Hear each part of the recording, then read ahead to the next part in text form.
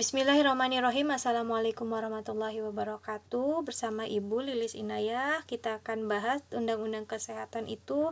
Materinya adalah narkotika dan psikotropika. Nah, ini tujuan pembelajarannya supaya bisa mengetahui tujuan pengaturan narkotika, psikotropika, dan prekursor, kemudian mengetahui definisi narkotika menurut Undang-Undang Nomor 35 Tahun 2009 tentang narkotika. Kemudian definisi psikotropika menurut Undang-Undang Nomor 5 Tahun 1997 tentang psikotropika, mengetahui definisi prekursor farmasi, kemudian bagaimana penyimpanan, penyaluran, peredaran, dan pelaporan, penyerahan, dan pemusnahan narkotika dan psikotropika, dan penanganan penyalahgunaan narkotika dan psikotropika.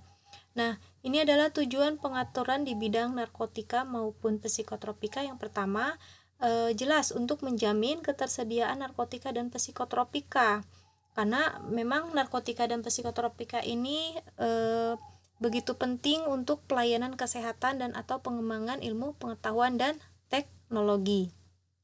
Kemudian yang kedua, untuk mencegah, melindungi, dan menyelamatkan bangsa Indonesia dari penyalahgunaan narkotika dan psikotropika. Yang ketiga, memberantas peredaran gelap narkotika, psikotropika, dan prekursor narkotika psikotropika. Yang keempat, menjamin pengaturan upaya rehabilitasi medis dan sosial bagi penyalahguna dan pecandu narkotika. Nah, di mana narkotika yang terbaru itu adalah Undang-Undang Nomor 35 Tahun 2009 tentang narkotika. Di situ dijelaskan ada istilah-istilah yang perlu kita ketahui, diantaranya yang pertama, penyalahguna adalah orang yang menggunakan narkotika tanpa hak dan melawan hukum. Kemudian ada pecandu narkotika adalah orang yang menggunakan atau menyalahgunakan narkotika dan dalam keadaan ketergantungan pada narkotika baik secara fisik maupun psikis. Yang ketiga, ada peredaran gelap narkotika adalah setiap kegiatan atau serangkaian kegiatan yang dilakukan secara tanpa hak dan melawan hukum yang ditetapkan sebagai tindak pidana narkotika. Kemudian ada ketergantungan narkotika adalah kondisi yang ditandai oleh dorongan untuk menggunakan narkotika secara terus-menerus dengan takaran yang meningkat agar menghasilkan efek yang sama. Dan apabila penggunaannya dikurangi dan atau dihentikan tiba-tiba, maka menimbulkan gejala fisik dan psikis yang khas. Kemudian berikutnya ada rehabilitasi medis adalah suatu proses kegiatan pengobatan secara terpadu untuk membebaskan pecandu dari ketergantungan narkotika. Nah, di situ juga di Undang-Undang Nomor 35 Tahun 2009 dijelaskan bahwa pengertian narkotika adalah zat atau obat yang berasal dari tanaman maupun bukan tanaman, baik itu sintetis maupun semi-sintetis, yang dapat menyebabkan penurunan atau perubahan kesadaran, kemudian hilangnya rasa, mengurangi sampai menghilangkan rasa nyeri, dan dapat menimbulkan ketergantungan. Narkotika ini dibagi menjadi 3 golongan, yaitu golongan pertama adalah narkotika yang hanya dapat digunakan untuk tujuan pengembangan ilmu pengetahuan sehingga tidak bisa digunakan dalam terapi karena potensinya itu sangat tinggi menyebabkan ketergantungan. Nah, di Permenkes nomor 4 tahun 2021 ini adalah yang terbaru sekali, itu tentang perubahan penggolongan narkotika. Itu di lampirannya ada 191 macam narkotika golongan 1. Nah, di antaranya ada tanaman Papaver somniferum, opium mentah, opium masak, candu, jicing atau jicingko, kemudian tanaman koka, kokain, tanaman ganja atau cannabis indica, kemudian ada heroin, MDMA, amfetamin, metamfetamin, dan katinona, dan lain-lain. Nah, ini dulu ada beberapa yang awalnya di psikotropika golongan 1 tapi berdasarkan Undang-Undang Nomor 35 Tahun 2009 sudah pindah ya ke narkotika golongan 1. Ini juga di Permenkes sudah dibuat perubahan penggolongan narkotika yang terbaru. Kemudian ada narkotika golongan yang kedua, itu narkotika tersebut berhasiat untuk pengobatan dan dapat digunakan dalam terapi sebagai pilihan terakhir. ya. Kemudian bisa juga untuk tujuan pengembangan ilmu pengetahuan dan mempunyai potensinya tinggi menyebabkan ketergantungan. Nah, ini di Permenkes nomor 4 tahun 2021 juga narkotika golongan 2 ada 91, di antaranya ada fentanil, metadona, morfina, petidin, tebain, tebakon, difenoksilat, oksikodona dan lain-lain. Kemudian ada narkotika golongan 3, di mana narkotika golongan 3 ini berhasiat pengobatan dan banyak digunakan dalam terapi. Kemudian bisa juga untuk tujuan pengembangan ilmu pengetahuan karena mempunyai potensi ringan menyebabkan ketergantungan. Nah, ini ada 15 macam narkotika golongan 3. Di antaranya ada asetil dihidrokode, etilmorfin dihidrokodeina, kodein, mikopodina, norkodeina, polkodina, propiram dan lain-lain. Kalian bisa lihat di lampiran Permenkes nomor 4 tahun 2021 ya, yang lain-lainnya. Kemudian berikutnya ada psikotropika. Nah, psikotropika ini sebelumnya di bawah pengaturan ordonasi obat keras tahun 1949 nomor 419. Maka disebut juga OKT, obat keras tertentu. Tapi karena menyebabkan psikoaktif atau ketergantungan sehingga dibuatlah undang-undang tersendiri tentang psikotropika yaitu nomor 5 tahun 1997. Di situ dijelaskan bahwa psikotropika adalah zat atau obat baik alamiah atau sintetis, bukan narkotika yang berkhasiat psikoaktif melalui pengaruh selektif pada susunan saraf pusat yang menyebabkan perubahan khas pada aktivitas mental dan perilaku. Nah, ini ada contoh-contoh psikotropika yang ada di pasarannya. Ada Valisan B 2 mg, kemudian yang isinya diazepam, kemudian ada clobazam, kemudian ada phenobarbital. Nah, psikotropika ini dibagi menjadi 4 golongan, diantaranya psikotropika golongan 1. Nah, golongan 1 ini hanya dapat digunakan untuk tujuan ilmu pengetahuan, jadi tidak bisa digunakan dalam terapi karena mempunyai potensi amat kuat mengakibatkan sindroma ketergantungan.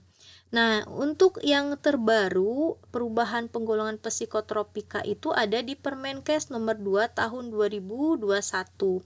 Itu contohnya ada 4. Yang pertama ada deskloroketamin, yang kedua 2F deskloroketamin, yang ketiga flubromajolam, dan keempat flualprazolam. Nah, kemudian psikotropika golongan 2, dia bisa sebagai berkhasiat untuk pengobatan dan dapat digunakan dalam terapi dan atau ilmu pengetahuan karena mempunyai potensinya kuat mengakibatkan sindroma ketergantungan. Nah, ini contoh golongan psikotropika golongan 2 itu ada amineptina, metilfenidat, sekobarbital, etilfenidat, etijolam, dan diklazepam.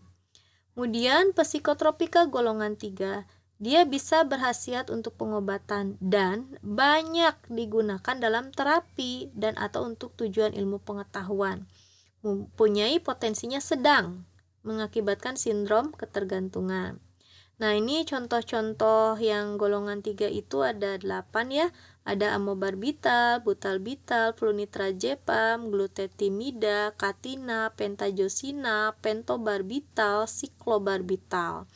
Kemudian psikotropika golongan 4 itu adalah psikotropika, dia bisa berkhasiat sebagai pengobatan dan sangat luas digunakan dalam terapi dan atau untuk tujuan ilmu pengetahuan, di mana potensinya itu ringan mengakibatkan sindroma ketergantungan. Nah, ini contoh-contoh psikotropika golongan 4 itu ada 62 ya, diantaranya ada alobarbital, alprazolam, barbital, bromazepam, diazepam, fencamphamina, ada phenobarbital, flurazepam, clobazam, klordiazepoksida, lorazepam, meprobamat, midazolam, nitrazepam, triazolam, dan lain-lain. Nah, ini untuk contoh-contoh psikotropika itu silakan kalian bisa lihat juga untuk lebih jelasnya di Permenkes nomor 2 tahun 2021 tentang penetapan perubahan penggolongan psikotropika. Kemudian apa sih perbedaan dan persamaan narkotika dan psikotropika? Nah, sudah jelas ya, persamaannya itu sama-sama bekerja secara selektif pada susunan saraf pusat. Kemudian perbedaannya, psikotropika dia sebagai psikoaktif. Kalau narkotika dia bersifat adiksi atau ketergantungan. Kemudian efek utamanya psikotropika itu terhadap aktivitas mental dan perilaku, sehingga bisa efek terapinya itu untuk gangguan psikiatrik. Kemudian kalau untuk narkotika sendiri, efek utamanya itu untuk penurunan atau perubahan kesadaran, hilangnya rasa, mengurangi nyeri, sehingga bisa digunakan untuk terapi analgesik. Yang jelas analgesik kuat ya. Contohnya morfin, kemudian antitusif dia sebagai obat batuk kering, contoh kodein, antispasmodik, kemudian premedikasi anestesi pada saat sebelum operasi ya, untuk premedikasi anestesi. Kemudian berikutnya ada prekursor, di mana prekursor ini diatur juga tujuan pengaturannya. Yang pertama itu untuk melindungi masyarakat dari bahaya penyalahgunaan prekursor narkotika.